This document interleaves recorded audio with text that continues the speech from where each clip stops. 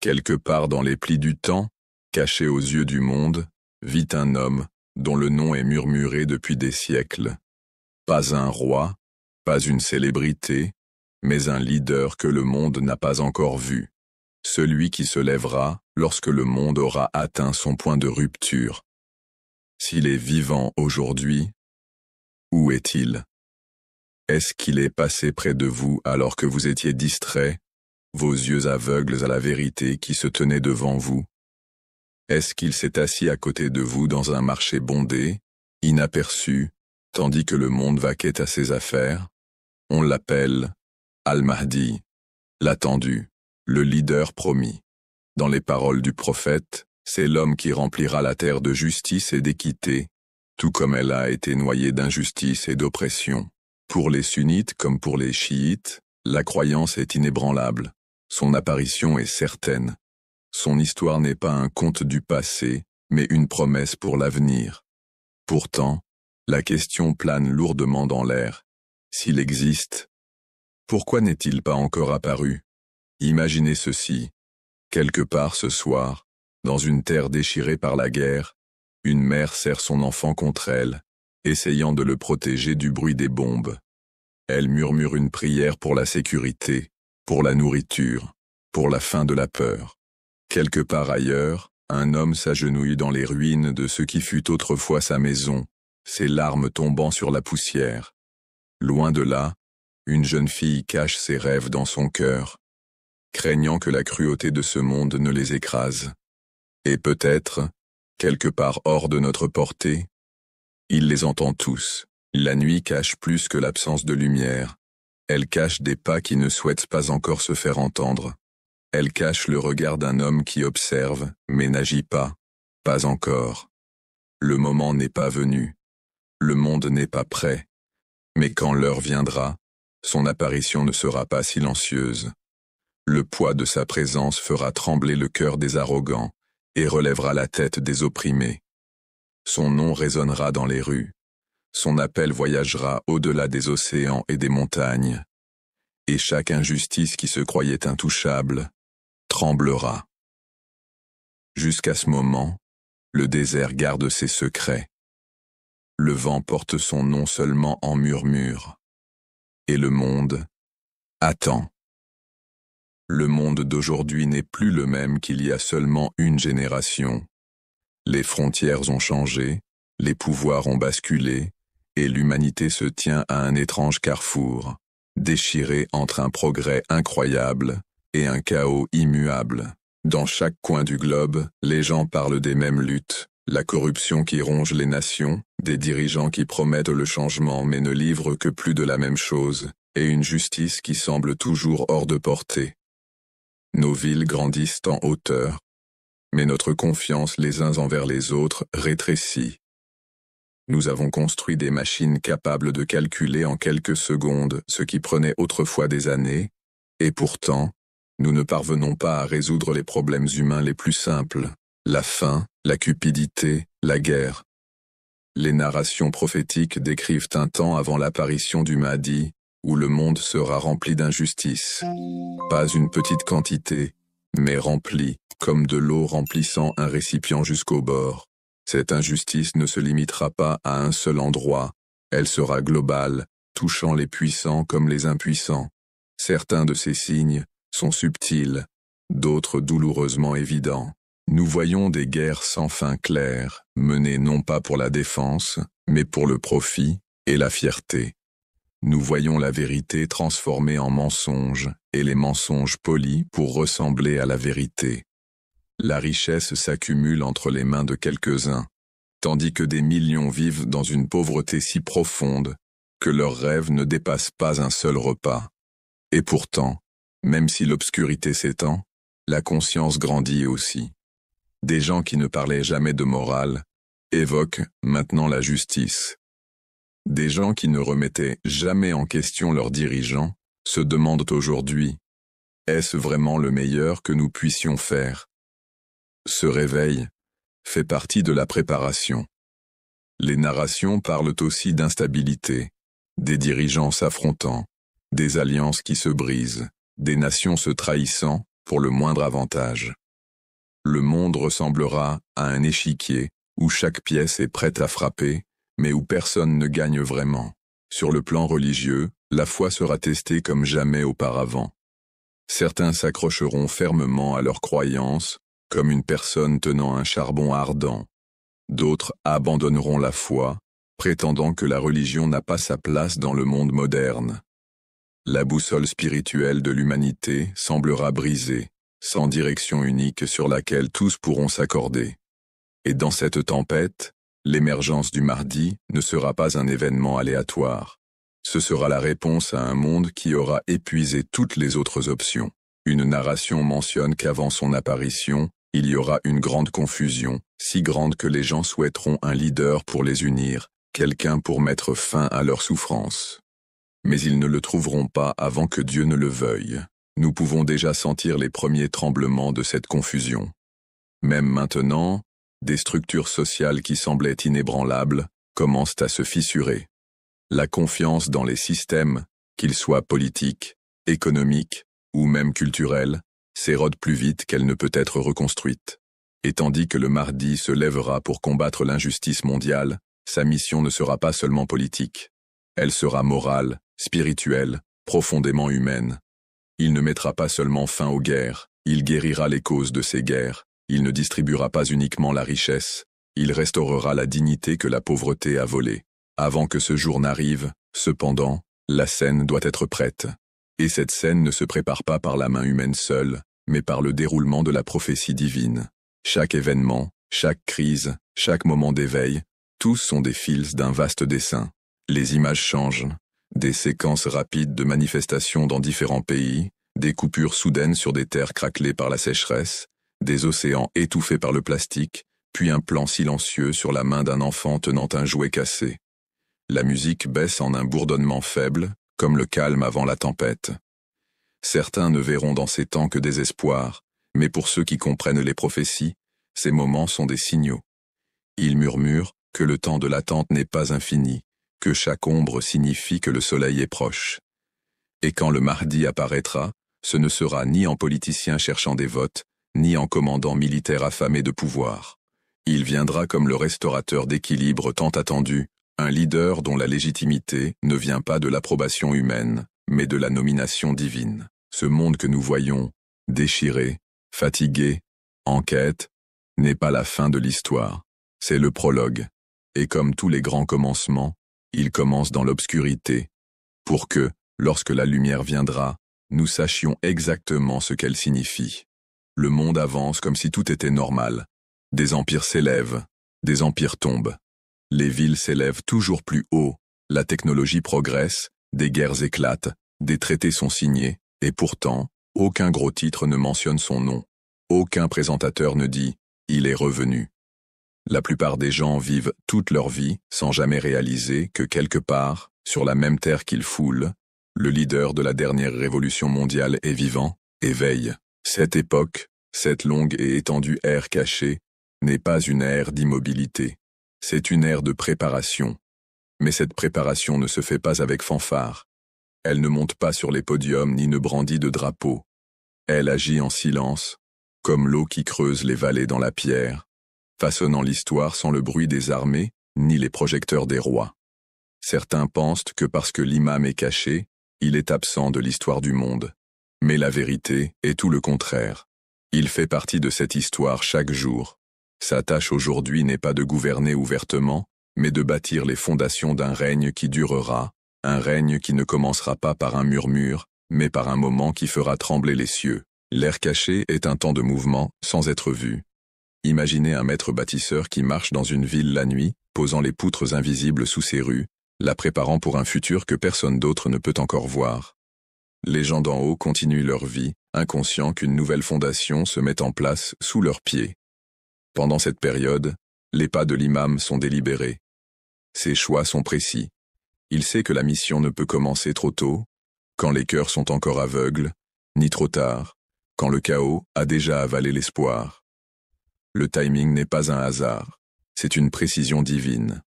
Chaque instant fait désormais partie d'une équation plus vaste, et chaque retard est une nécessité calculée.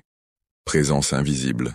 À travers l'histoire, des récits rapportent l'apparition d'étrangers au bon endroit et au bon moment, guidant des voyageurs, avertissant des dirigeants ou offrant des paroles qui changent ensuite des vies.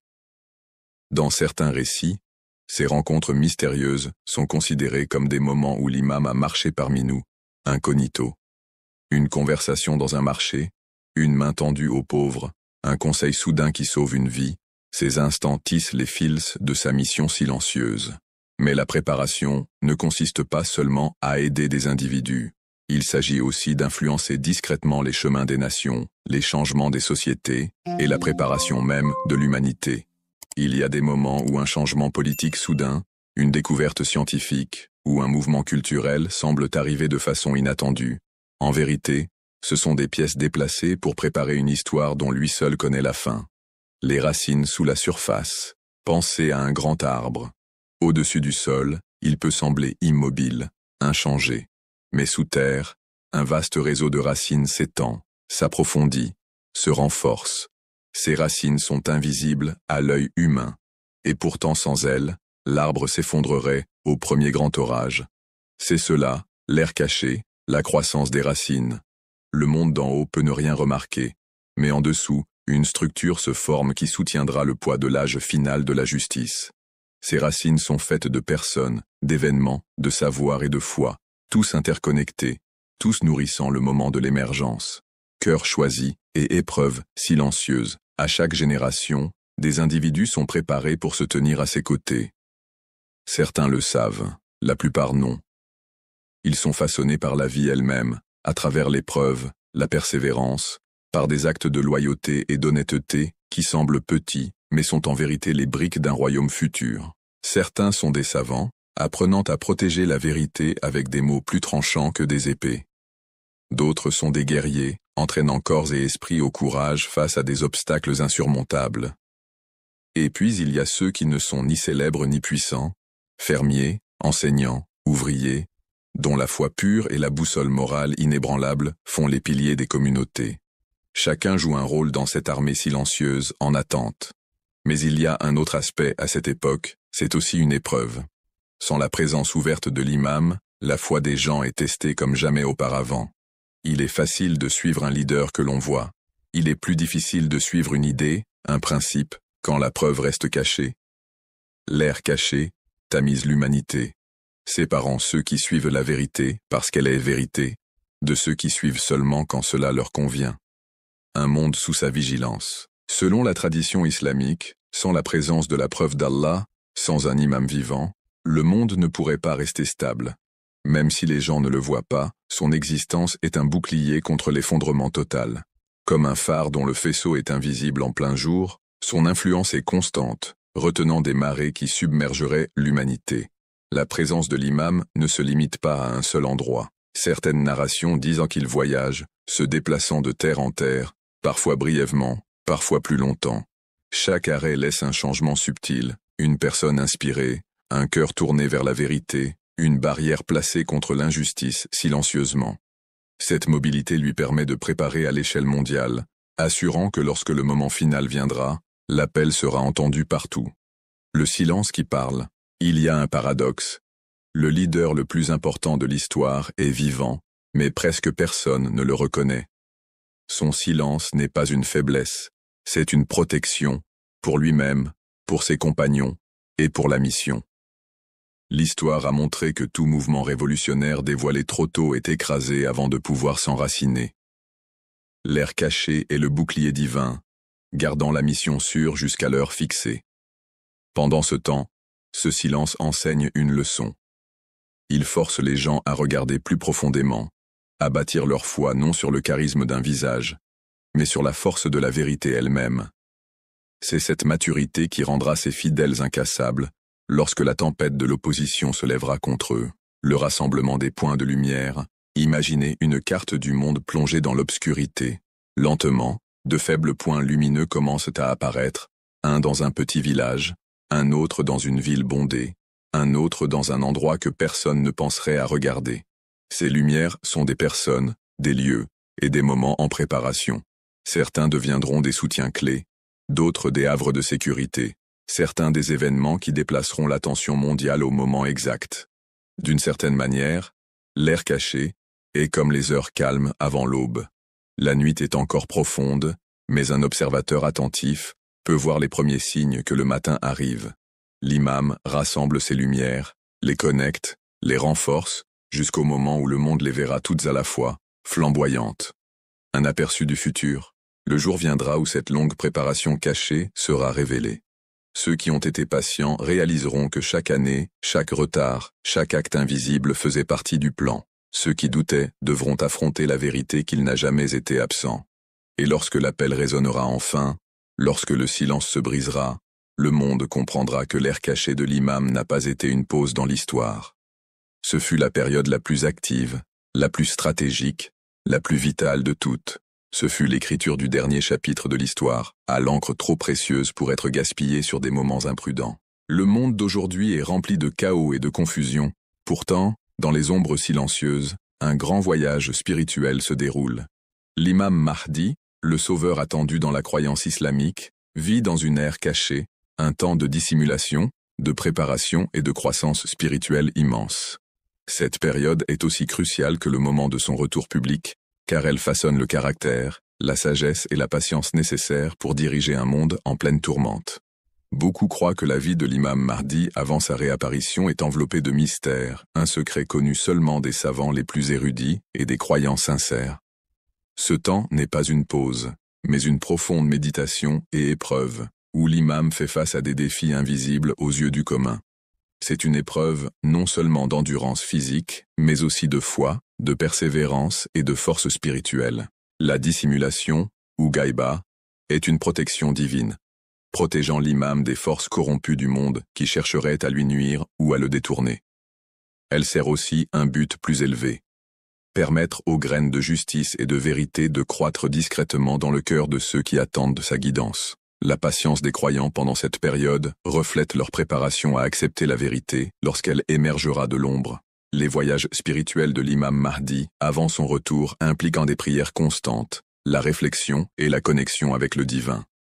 On dit que l'imam cherche sans cesse la connaissance et la sagesse, communique avec les anges, et se prépare à la lourde responsabilité de rétablir la justice. Cette étape ne consiste pas seulement à attendre, mais à agir continuellement dans le domaine spirituel. Les récits de savants et de mystiques qui ont aperçu des signes ou rêvé de la vie cachée de l'imam nous rappellent que sa présence est réelle et proche, même si invisible. La lumière de son âme illumine le chemin de beaucoup, inspirant l'espoir et la résilience au milieu du désespoir. Comprendre cette phase nous enseigne l'importance de la patience et de la confiance dans le temps divin. Tout comme la nuit semble la plus longue avant l'aube, le monde attend l'illumination que l'imam Mahdi apportera. Son air caché est un rappel que les grands changements commencent souvent dans le silence avant de bouleverser les fondations de l'histoire.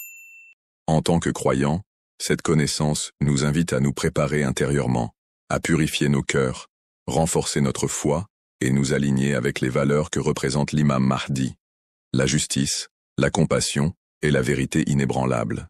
Cette préparation spirituelle n'est pas seulement pour l'imam, mais aussi pour la communauté qui s'élèvera à ses côtés.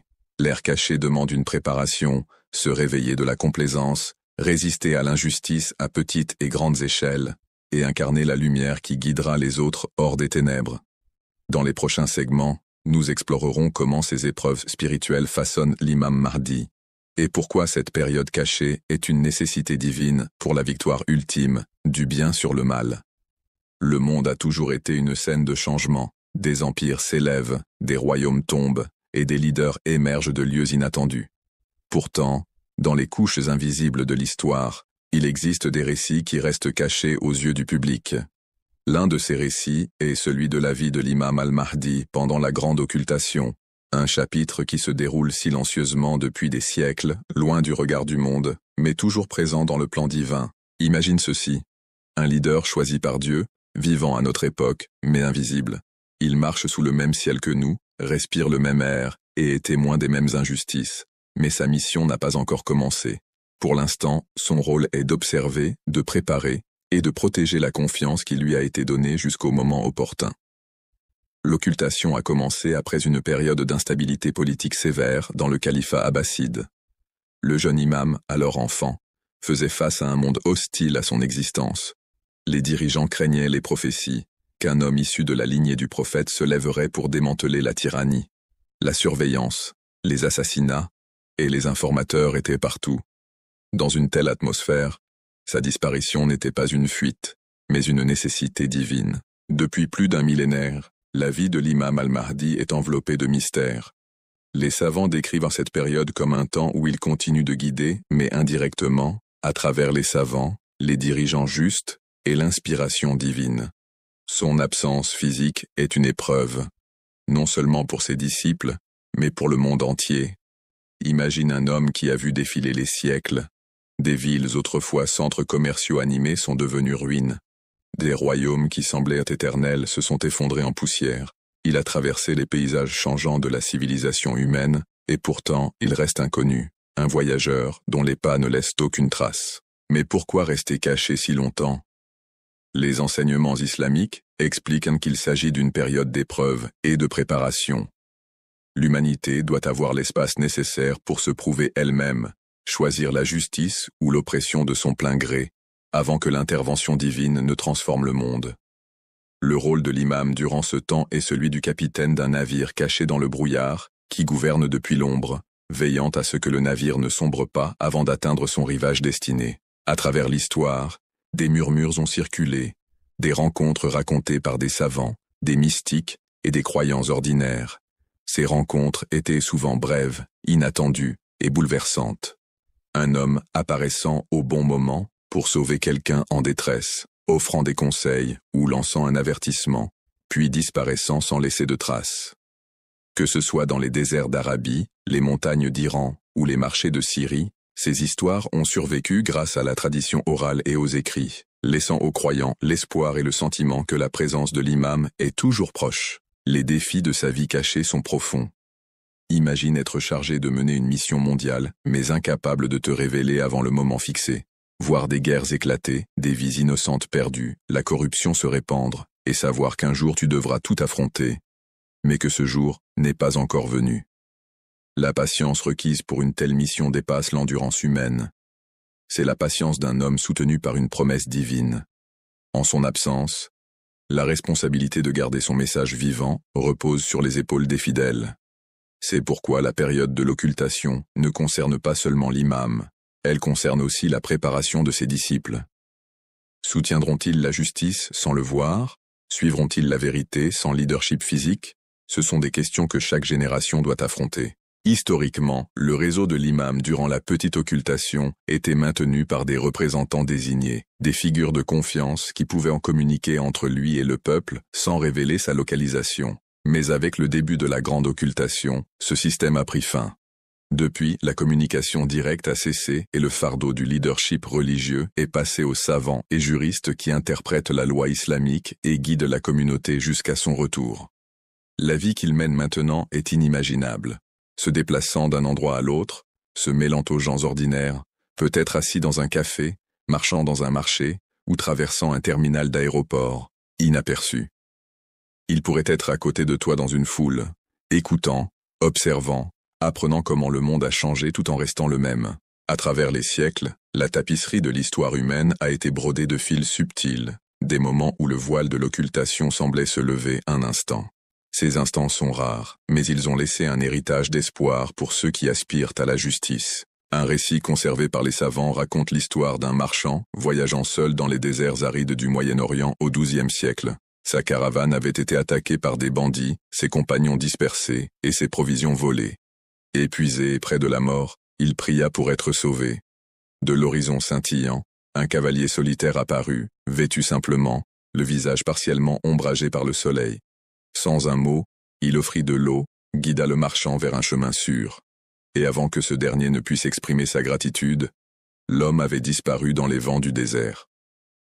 Plus tard, en racontant cette rencontre, le marchand jura que les yeux de cet homme portaient une profondeur jamais vue, comme s'ils avaient été témoins de la montée et de la chute des civilisations. Ces histoires ne sont pas limitées à une région. Dans les montagnes rugueuses de Perse, une famille de fermiers se souvint d'une nuit où un étranger frappa à leur porte lors d'une tempête de neige. Sa présence était calme, Sa voix douce mais autoritaire. Il parla de patience, de foi, et d'un temps où la terre serait remplie de justice. Au matin, l'étranger avait disparu, ne laissant aucune trace dans la neige fraîche. Pour la famille, ce fut plus qu'un acte de bonté, ce fut un signe que la promesse du Mahdi était vivante. Ces récits, qu'ils viennent des marchés médiévaux ou des rues des villes modernes, partagent un thème commun. L'aide arrive quand on s'y attend le moins, et disparaît avant qu'on puisse la réclamer. Les croyants y voient un rappel que l'absence de l'imam n'est pas un vide, c'est une présence cachée, une garde silencieuse sur ceux qui s'accrochent à la vérité. D'un point de vue historique, sa longue dissimulation fait écho à d'autres récits divins. Le Coran parle du prophète Youssouf, Joseph, vivant en Égypte sans être reconnu par ses frères, et des gens de la caverne qui restèrent cachés pendant des siècles avant de réapparaître au moment voulu. Ces schémas nous enseignent que les plans divins se déploient souvent dans le silence, loin du bruit des attentes publiques. À l'ère moderne, le concept d'occultation prend de nouvelles dimensions. L'imam est censé se déplacer dans un monde de satellites, de caméras de surveillance et de communication instantanée, mais reste invisible. Les mêmes réseaux numériques capables de localiser presque n'importe qui sont impuissants à le révéler. Pour les croyants, cela fait partie du miracle. Il pourrait franchir des frontières internationales, se fondre dans les innombrables visages passant dans les aéroports, son identité étant un secret non par déguisement, mais parce que la volonté divine l'a caché à la reconnaissance humaine. Il y a une profonde vérité émotionnelle dans ce mystère. L'humanité reçoit un moment prolongé pour choisir sa propre voie. Les tyrans s'élèvent sans contrôle, la richesse est amassée par quelques-uns, et les cris des opprimés résonnent dans des rues ravagées par la guerre. Pourtant, la promesse demeure qu'un jour, un leader surgira pour démanteler chaque structure d'oppression et reconstruire le monde sur des fondations de justice, de miséricorde et de vérité. Ce jour ne viendra pas par hasard. Il arrivera lorsque la corruption du monde aura atteint son apogée et que la préparation des fidèles sera à son comble. Pour les disciples de l'imam Mahdi, cette attente n'est pas passive. C'est un appel à refléter sa mission dans leur vie quotidienne, défendre les opprimés, dire la vérité même lorsque c'est dangereux, et résister à la tentation du désespoir. L'absence de l'imam est une épreuve de loyauté. Son peuple vivra-t-il selon ses principes, même sans voir son visage? La fin de l'occultation marquera l'un des tournants les plus dramatiques de l'histoire. Les descriptions de la tradition islamique dressent le tableau d'un monde au bord du gouffre. Effondrement économique, chaos politique, injustice généralisée. À ce moment, quand l'espoir semblera presque éteint, l'imam apparaîtra à la Mecque, près de la Kaaba, et appellera le monde à s'unir sous la bannière de la vérité. Son apparition ne sera pas cachée, elle sera vue par amis et ennemis. Jusqu'à ce moment-là, chaque génération est un maillon de la chaîne de préparation. Certains partiront sans le voir, d'autres vivront pour assister à son ascension, mais tous ont la responsabilité de garder la flamme de la justice allumée. Les siècles de sa vie cachée ne sont pas des années perdues, ils sont le battement silencieux d'un plan divin qui dépasse les limites de l'histoire humaine. Alors, quelque part ce soir, peut-être dans une rue animée d'une grande ville ou dans un village reculé de montagne, il marche, observateur silencieux de l'histoire humaine, attendant le moment où son rôle passera de gardien caché à leader mondial. Le monde ne le connaît peut-être pas maintenant, mais quand le voile sera levé, il le reconnaîtra instantanément, non pas par son apparence, mais par la vérité indéniable de ses paroles et la justice dans ses mains. Le parcours de l'imam Mahdi avant sa réapparition est une histoire enveloppée de mystères, de foi et d'innombrables récits transmis de génération en génération. Pour comprendre cette époque cachée, il faut d'abord plonger profondément dans le contexte historique et spirituel qui l'entoure, une figure attendue par des millions à travers le monde, mais dont la présence reste voilée aux yeux de la majorité. Le concept du Mahdi, ou le guide, est fermement ancré dans la tradition islamique. Tant les musulmans sunnites que chiites anticipent à son retour comme un annonciateur de justice et de guidance divine dans un monde marqué par l'injustice et la corruption. Mais que savons-nous réellement de sa vie avant ce retour solennel? Cette question intrigue autant les savants, les croyants que les chercheurs. De nombreuses traditions racontent que la vie du Mahdi, avant sa réapparition, est marquée par la dissimulation et la patience, ponctuée d'épreuves qui le préparent à la grande responsabilité qui l'attend. Contrairement à d'autres figures historiques illuminées par la renommée ou le pouvoir, L'existence précoce du Mahdi est enveloppée d'humilité et de silence, un secret connu de très peu. En examinant le contexte historique, il devient clair que cette phase cachée n'est pas simplement une période d'absence physique. C'est une préparation spirituelle, à la fois pour le Mahdi et pour le monde lui-même. Les difficultés, les luttes, et même la solitude qu'il endure, agissent comme un creuset forgeant le caractère et la détermination nécessaires à sa mission divine. Les historiens et les savants évoquent souvent cette période comme la petite occultation. Un temps où le Mahdi est présent mais caché aux yeux du public, ne communiquant qu'avec quelques personnes de confiance. Cette période est remplie de signes subtils et de guidances discrètes, orientant les fidèles à travers des temps d'obscurité et de confusion. Les défis auxquels le Mahdi est confronté durant cette époque reflètent ceux de nombreux prophètes avant lui.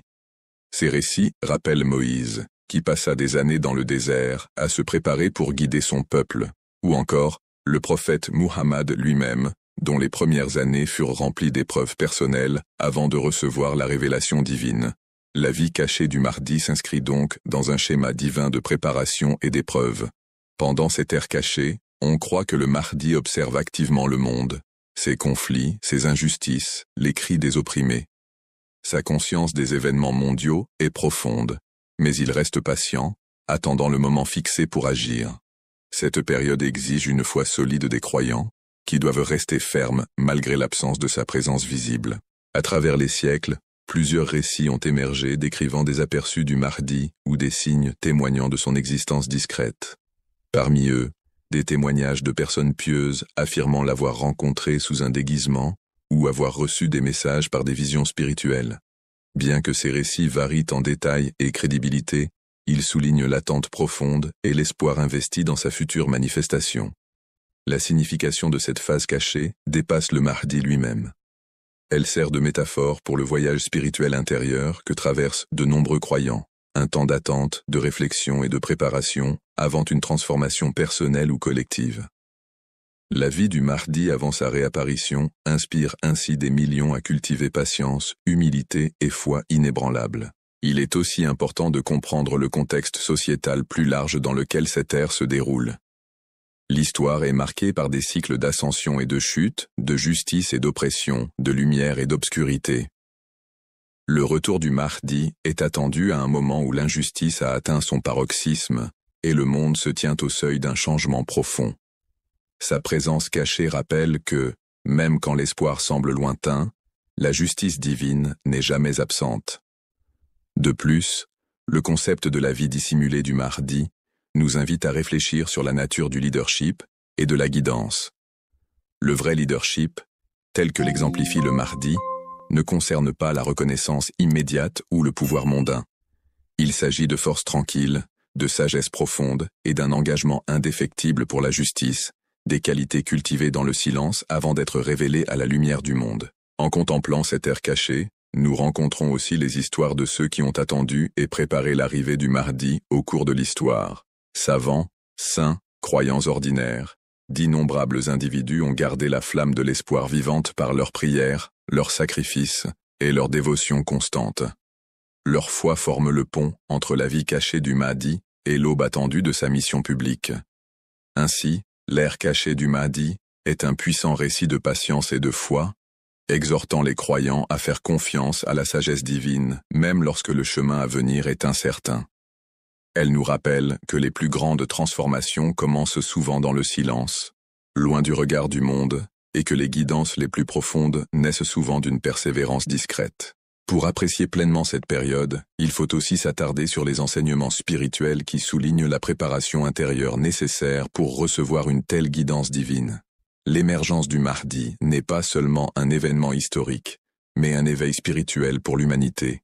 Elle appelle chacun à purifier son cœur, chercher la vérité et tenir ferme contre l'injustice, se préparant ainsi au moment où la justice triomphera enfin. La vie de Mahdi avant sa réapparition constitue donc une leçon à la fois littérale et symbolique. Elle enseigne le travail caché qui précède un changement monumental et l'importance de la transformation intérieure parallèlement aux événements extérieurs. À travers cette compréhension, les croyants sont encouragés à cultiver patience, résilience et espoir dans leur propre vie.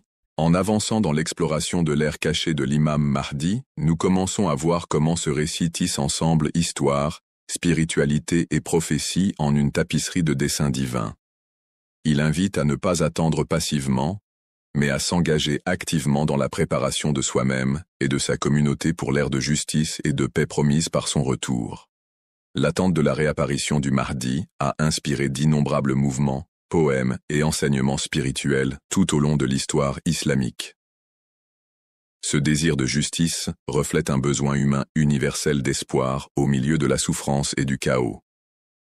La vie cachée du Mahdi est donc non seulement un concept théologique, mais une réalité vivante façonnant les cœurs et les esprits de millions de personnes. Durant cette phase silencieuse et invisible, il est dit que le Mahdi maintient une connexion profonde avec le divin, puisant force et sagesse dans une source supérieure. Cette communion spirituelle lui donne la clarté et la détermination nécessaires pour accomplir sa mission lorsque le moment sera venu. La solitude intense et le silence ne sont pas des signes d'abandon, mais une préparation sacrée qui transcende la compréhension mondaine. Nombreux sont les savants qui insistent sur le fait que cette période est aussi un temps d'épreuve pour les croyants eux-mêmes. La foi sans preuve visible est mise à l'épreuve, la patience exigée et la confiance dans la promesse divine affinée. La vie cachée du Mahdi devient ainsi un miroir reflétant l'état spirituel de la communauté, son degré de préparation à recevoir guidance et justice. Fait intéressant, au fil des siècles, des signes et présages ont été consignés dans les textes islamiques et les traditions orales, annonçant les conditions préalables à son retour. Guerre, corruption généralisée, déchéance morale, souffrance des opprimés sont vus comme les annonciateurs de l'ère prochaine où le Mahdi apparaîtra. Ces signes rappellent aux fidèles de rester vigilants et fermes. Dans certains récits, on croit que le Mahdi interagit secrètement avec des individus choisis, offrant conseils et encouragement dans les moments de désespoir. Ces rencontres secrètes, qu'elles soient littérales ou spirituelles, renforcent l'idée que le soutien divin ne quitte jamais vraiment l'humanité, même lorsqu'il est caché au regard public. Ce concept apporte réconfort et nourrit l'espoir en période difficile. L'ère cachée symbolise aussi la tension entre le visible et l'invisible, le connu et l'inconnu. Elle incite l'humanité à dépasser la réalité matérielle et à développer une perspicacité spirituelle. Ainsi, l'existence dissimulée du Mahdi devient une leçon profonde de foi, un appel à croire sans voir et à faire confiance à ce que le cœur sait au-delà des preuves des yeux. En outre, la notion de vie cachée du Mahdi invite les croyants à cultiver des vertus telles que l'humilité, la sincérité et la vigilance. Tout comme le Mahdi se prépare en silence, chacun est appelé à préparer son âme pour l'ère de transformation à venir. Cette préparation implique non seulement la croissance personnelle, mais aussi la responsabilité collective, œuvrer pour la justice, la compassion et la vérité au quotidien. Il est également crucial de reconnaître la diversité des perspectives au sein du monde musulman concernant la vie cachée du Mahdi. Tandis que les traditions chiites insistent souvent sur des récits spécifiques concernant son occultation et sa communication avec ses disciples, les croyances sunnites se concentrent davantage sur l'anticipation générale et les signes précédant sa réapparition. Malgré ces différences, le thème central d'espoir et de justice reste universel. Historiquement, de nombreuses communautés ont traversé des périodes de désespoir où la promesse du Mahdi servait de phare d'espoir. En temps d'oppression ou d'occupation étrangère, cet espoir soutenait la résistance et favorisait l'unité. L'ère cachée, par conséquent, n'est pas un temps d'absence, mais un moment où l'espoir lui-même est nourri en silence, préparant une aube plus lumineuse. Le récit des années cachées du Mahdi résonne aussi profondément chez les chercheurs spirituels du monde entier, transcendant les frontières religieuses. Il touche à l'expérience universelle de l'attente, au défi de maintenir la foi dans l'incertitude, et au pouvoir de la croyance pour soutenir l'esprit humain dans les ténèbres. En conclusion, la vie de l'imam Mahdi avant sa réapparition est une histoire profonde de dissimulation et de préparation, non seulement pour l'imam lui-même, mais pour toute l'humanité. C'est un récit qui enseigne patience, foi, résilience et le pouvoir durable de l'espoir. Cette ère cachée, enveloppée de mystère et de sacralité, invite les croyants à approfondir leur conscience spirituelle et à se préparer pour un avenir où la justice triomphera et où les ténèbres céderont la place à la lumière. Tout au long de l'histoire, L'arrivée d'un grand leader destiné à rétablir la justice et la paix a captivé l'imagination et les espoirs de millions de personnes à travers le monde. Pour les musulmans, la figure attendue de l'imam Mahdi est au cœur de cet espoir. Sa réapparition est considérée comme le dernier chapitre d'un plan divin visant à purifier le monde de la tyrannie, de la corruption et de l'injustice. Mais comment savoir quand ce moment approche? Quels sont les signes qui annoncent la fin de l'ère cachée, le temps durant lequel l'imam Mahdi reste dissimulé? Dans la tradition islamique, la question des signes indiquant le retour du Mahdi est d'une grande importance et fait l'objet de nombreux débats. Tant les savants sunnites que chiites ont consacré des études approfondies au récit du prophète Muhammad, paix soit sur lui, et de sa famille, qui décrivent les événements qui se dérouleront avant que le Mahdi n'apparaisse ouvertement pour guider l'humanité vers une nouvelle ère de justice. Le concept des signes dans l'eschatologie islamique. En islam, les signes, ou ayat, sont des indicateurs divins qui annoncent des changements majeurs dans l'histoire et des réveils spirituels. Ils ne sont pas de simples prédictions, mais portent des leçons et des avertissements. Concernant l'imam Mahdi, ces signes proviennent de sources authentiques telles que Sahih al-Bukhari, Sahih Muslim et des recueils chiites comme Bihar al-Anwar. Les savants interprètent ces récits avec soin pour comprendre les contextes à la fois spirituels et mondains. Ces signes se répartissent généralement en deux catégories, les signes mineurs et les signes majeurs. Les signes mineurs sont des événements fréquents et continus, des conditions et des changements qui rendent la vie de plus en plus difficile et mettent la foi des croyants à l'épreuve. Les signes majeurs, quant à eux, sont des événements extraordinaires qui surviennent peu avant l'apparition du Mahdi, comme des phénomènes naturels inhabituels ou des bouleversements sociaux inexplicables par des causes ordinaires. L'injustice et la tyrannie généralisée, prélude à la justice. L'un des thèmes les plus récurrents dans les récits prophétiques concernant l'imam Mahdi est la prévalence généralisée de l'injustice et de l'oppression dans le monde. La littérature hadithique décrit une époque où les dirigeants opprimeront ouvertement leur peuple, où les puissants exploiteront les faibles sans crainte ni remords. Cet environnement oppressif prépare la venue du Mahdi, dont la mission est de rétablir justice et équité. Historiquement, le monde islamique a connu de nombreuses périodes de troubles et de despotisme, mais les récits avertissent d'une échelle sans précédent d'injustice qui marquera l'époque précédant le retour du Mahdi. Le Coran déclare dans la sourate Al-Qasas, 28:5, « Et nous voulions accorder un avantage à ceux qui étaient opprimés sur la terre et en faire des dirigeants et en faire des héritiers. » Ce verset saisit l'essence du rôle du Mahdi, élever les opprimés et établir un ordre juste où la droiture prévaut. Dans notre monde contemporain, la montée des régimes autoritaires, les violations des droits humains et les injustices sociales dans de nombreuses régions sont perçues par beaucoup de croyants comme des indicateurs clairs accomplissant ces prophéties. Lorsque l'injustice s'enracine au point de déchirer le tissu social, le besoin d'un leader juste devient indéniable, déclin moral et perte des valeurs spirituelles. Parallèlement aux injustices politiques et sociales, de nombreux récits insistent sur le déclin des valeurs morales et spirituelles comme signe des temps. Le monde sera témoin d'une augmentation de la malhonnêteté, de la trahison, de la corruption et de l'immoralité. Les familles se disloqueront, le respect envers les parents et les aînés diminuera, et les individus privilégieront le matérialisme au détriment de la croissance spirituelle. Ce déclin moral n'est pas propre à une seule époque, mais il s'intensifiera avant l'arrivée du Mahdi. Le prophète Muhammad, PSL, a averti qu'au dernier temps, le temps passera vite et les gens négligeront leurs responsabilités. Cette négligence inclut l'oubli des droits d'autrui et le manquement aux actes d'adoration et de bonté. Cette description résonne avec ce que beaucoup observent aujourd'hui, un monde où la cupidité, l'égoïsme et le relativisme moral semblent répandus. Ce déclin alimente les troubles sociaux et affaiblit les communautés de l'intérieur, créant un terrain fertile pour la mission transformative du Mahdi. Catastrophes naturelles et changements environnementaux, comme avertissement divin, un autre ensemble puissant de signes associés au retour du Mahdi concerne les catastrophes naturelles et les bouleversements environnementaux. Tremblements de terre, inondations, sécheresses et autres calamités sont mentionnés dans plusieurs récits comme des événements qui augmenteront en fréquence et en intensité à l'approche de la fin de l'ère cachée. Le Coran enseigne que la terre témoignera des actions humaines et que la nature elle-même réagira à l'injustice et à la corruption. La sourate Ar-Rum 30-41 affirme « La corruption s'est manifestée sur terre et en mer à cause de ce que les mains des hommes ont accompli, afin qu'ils leur fassent goûter une partie de ce qu'ils ont fait. » Ces catastrophes servent à la fois d'avertissement et de force purificatrice. Elles secouent l'humanité de sa complaisance, rappelant la fragilité de la vie et la nécessité de se tourner vers Dieu. Par exemple, les tremblements de terre dévastateurs dans différentes régions du monde, les changements météorologiques imprévisibles et le nombre croissant de calamités naturelles peuvent être vus comme l'accomplissement de ces indications prophétiques.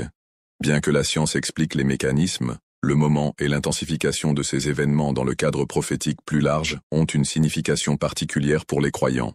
Fragmentation et discorde au sein de la communauté musulmane. La Oumma musulmane a connu historiquement des périodes d'unité et de division. Les signes annonçant le retour du Mahdi mettent en avant une époque où la désunion, les conflits sectaires et les luttes politiques atteindront leur paroxysme. Les récits prophétiques mentionnent que les disputes internes entre musulmans s'intensifieront avant l'émergence du Mahdi. Différentes sectes et factions politiques lutteront pour le pouvoir, affaiblissant la force de la communauté. Cette fragmentation interne est douloureuse mais fait aussi partie de l'épreuve des croyants. Cependant, la mission du Mahdi est également de réunir le monde musulman fracturé. Son leadership transcendra les différences sectaires, rassemblant la communauté sous la bannière de la justice et de la foi. Cette promesse apporte de l'espoir face aux défis actuels que rencontrent les sociétés musulmanes dans le monde. Expériences spirituelles et rêves annonciateurs du Mahdi. Un des signes plus mystiques et personnels vécus par de nombreux croyants est l'apparition de visions et de rêves liés à l'imam Mahdi. À travers l'histoire et jusqu'à aujourd'hui, d'innombrables personnes rapportent des rêves dans lesquels elles rencontrent une figure juste et rayonnante qui les guide et apporte la paix. Ces expériences spirituelles renforcent souvent la foi et apportent un réconfort en temps d'incertitude. Elles ne sont pas limitées à une région ou une culture, ce que plusieurs savants interprètent comme un signe de la mission universelle du Mahdi. Dans la tradition islamique, les rêves sont un moyen important par lequel le divin communique avec les humains. Bien que tous les rêves ne portent pas une signification profonde, les visions récurrentes du Mahdi ont un poids considérable pour les croyants et encouragent la préparation spirituelle, l'essor des chercheurs spirituels et des mouvements de réforme. Parallèlement aux signes extérieurs, un réveil spirituel intérieur précède souvent de grands changements historiques. De nombreux récits suggèrent qu'avant l'apparition du Mahdi, il y aura une montée de chercheurs sincères en quête de vérité et de justice. Cette période verra des réformateurs appelant les gens à revenir aux valeurs fondamentales de l'islam, compassion, justice, humilité et foi. Ces mouvements pourraient de faire face à l'opposition et aux difficultés, mais joueront un rôle crucial dans la préparation du terrain pour la mission du Mahdi. L'essor des communications mondiales et des réseaux sociaux a permis une diffusion accrue des connaissances et des enseignements spirituels. Cette prise de conscience est vue par certains comme faisant partie de la préparation pour l'ère à venir. Avertissement contre les faux prétendants. Au cours de l'histoire, plusieurs individus ont prétendu être le Mahdi, provoquant confusion et conflits parmi les croyants. Le prophète Mohammed a mis en garde contre ces faux prétendants qui émergeraient pour tromper les gens durant les derniers jours. Reconnaître le vrai Mahdi demande connaissance, foi et discernement.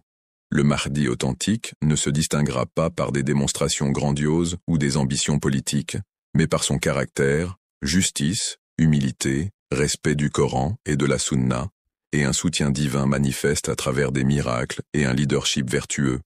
Cet avertissement incite les croyants à rester prudents, à éviter un suivi aveugle et à rechercher le savoir pour protéger leur foi. Jalons historiques comme signe. Plusieurs événements historiques ont été interprétés a posteriori comme des jalons sur la voie du retour du Mahdi. Parmi eux, la chute d'empires oppressifs envers les musulmans, l'émergence de mouvements appelant à la justice et des changements dans les dynamiques de pouvoir mondial. Par exemple, l'effondrement des puissances coloniales, la montée des mouvements de renouveau islamique au XXe siècle et des conflits majeurs dans les terres musulmanes ont été vus comme l'accomplissement des signes mineurs des récits prophétiques. Ces événements rappellent aux croyants que l'histoire suit la sagesse divine, préparant l'humanité à la réapparition du Mahdi. Un appel à la préparation et à la vigilance. En fin de compte, les signes du retour de l'imam Mahdi ne visent pas à susciter la peur ou le désespoir, mais à éveiller la conscience et encourager la préparation spirituelle et morale. Ils rappellent aux croyants que chaque épreuve est une occasion de renforcer la foi et que la justice divine triomphera. Comprendre ces signes aide chacun à réfléchir sur sa vie personnelle et communautaire. Cela encourage à prendre ses responsabilités en promouvant la justice, la compassion et la fidélité dans les actions quotidiennes. Ces signes sont un phare d'espoir dans les temps troublés, assurant qu'en dépit des ténèbres, la lumière émergera, une lumière guidée par l'imam Mahdi attendu. Conclusion. Dans ce segment, nous avons exploré les nombreux signes et présages annonçant le retour imminent de l'imam Mahdi. Ces signes englobent l'injustice sociale, le déclin moral, les catastrophes naturelles, les conflits communautaires, les réveils spirituels et les avertissements contre la tromperie. Reconnaître et méditer sur ces signes renforce notre lien avec la foi et nous prépare à un avenir de justice et de paix. L'ère cachée n'est pas un temps d'attente interminable, mais une phase riche en signes significatifs invitant les croyants à rester fermes dans la vérité et la droiture. En attendant le retour du Mahdi, efforçons-nous d'incarner les vertus qu'il représente, prêtes à accueillir une ère de justice et de miséricorde divine.